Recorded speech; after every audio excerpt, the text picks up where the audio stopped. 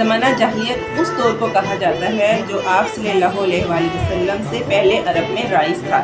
اس زمانے میں لوگ اللہ کی ہدایت سے دور ہو چکے تھے، بت پرستی عام تھی، اخلاقی برائیاں پھیل چکی تھی اور انسان کے حقوق پامال کیے جاتے تھے۔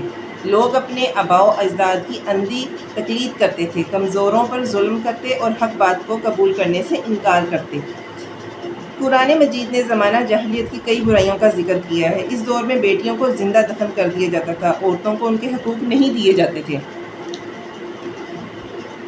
زمانہ جاہلیت وہ دور تھا جو اسلام آنے سے پہلے تھا۔ اس زمانے میں عورتوں کو معاشرے میں عزت اور اہمیت حاصل نہیں تھی، انہیں مردوں کے مقابلے میں کم تر سمجھا جاتا تھا اور ان کے ساتھ مختلف قسم کی ناانصافیاں کی جاتی تھیں۔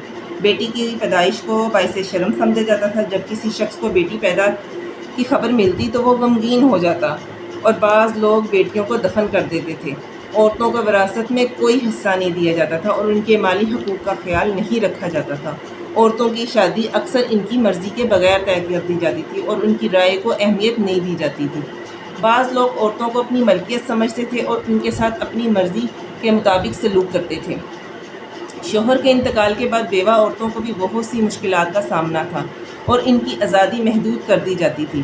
معاشرے میں عورتوں کو تعلیم حاصل کرنے کے مواقع بہت کم ملتے تھے، ان کی سوچ، رائے اور صلاحیتوں کو نظر انداز کیا جاتا تھا۔ عورتوں کو اکثر گھریلو اور سماجی معاملات میں کم درجہ دیا جاتا تھا اور ان کے حقوق کی حفاظت کے لیے کوئی مضبوط نظام موجود نہیں تھا۔ اسلام نے واضح کیا کہ عورت قابل عزت ہے، چاہے وہ ماں ہو، بیٹی ہو یا بیوی ہو۔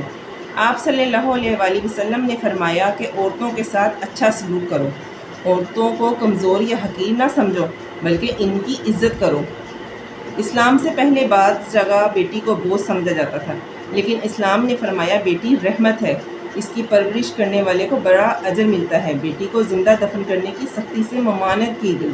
حدیث میں آتا ہے، آپ صلی اللہ علیہ وآلہ وسلم نے فرمایا، جس نے اپنی 2 بیٹیوں کی پرورش کی یہاں تک کہ وہ بالغ ہو گئی، اور میں قیامت کے دن اس طرح ہوں گے۔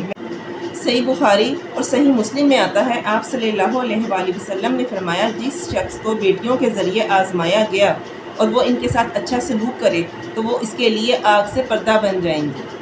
اسلام نے عورت کو شادی میں واضح حق دیا۔ عورت کی مرضی کے بغیر نکاح نہیں ہو سکتا، شادی زبردستی نہیں ہو سکتی۔ عورت کو حق مہر دیا جو اس کی اپنی ملکیت ہوتا ہے۔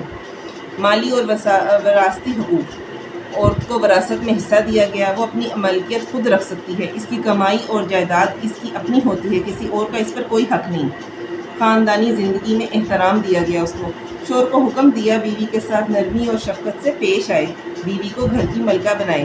آپ صلی اللہ علیہ وآلہ وسلم نے خود اپنے گھر والوں کے ساتھ بہترین سلوک کیا۔ اسلام نے مرد اور عورت دونوں پر علم حاصل کرنا فرض کیا۔ الحمدللہ ہم مسلمان ہیں اور ہمارے دین میں اللہ تعالیٰ نے بیٹیوں کی پرورش کو جنت کا ذریعہ بنایا۔ آپ صلی اللہ علیہ وآلہ وسلم کی قربت کا سبب اور جہنم سے حفاظت کا ذریعہ قرار دیا۔ قرآن میں اولاد کو اللہ تعالیٰ کی نعمت کہا گیا ہے، بیٹے اور بیٹی دونوں برابر ہیں۔ سورۃ الکہف میں اللہ تعالیٰ فرماتے ہیں، مال اور اولاد دنیا کی زینت ہیں۔ قرآن پاک میں اللہ تعالیٰ نے سختی سے منع کیا، اور جب زندہ دفن کی گئی لڑکی سے پوچھا جائے گا کہ جرم میں اسے قتل کیا گیا۔ قرآن پاک میں سورۃ النساء میں آیا ہے، اور عورتوں کے ساتھ اچھا سلوک کرو۔ یہ حکم بیٹی، بیوی اور ماں سب کے لیے ہے۔